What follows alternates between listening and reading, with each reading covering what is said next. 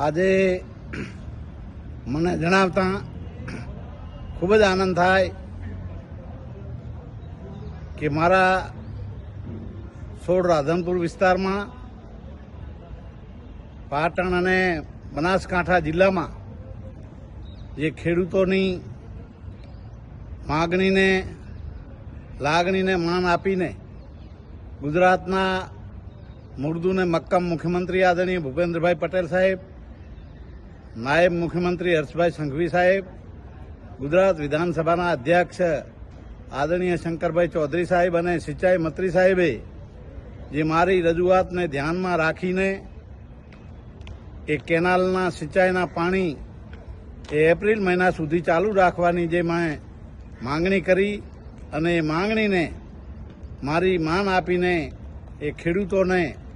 એ સિંચાઈનો લાભ મળી રહે, ઉનાળુ પાક મળી રહે એટલા માટે એ એપ્રિલ મહિના સુધી પાણી ચાલુ રાખવા એમણે એ પરવાનગી આપી છે, મંજૂરી આપી. એ બદલ હું ગુજરાતના મુખ્યમંત્રી અને સંઘવી સાહેબ અને અધ્યક્ષ સાહેબને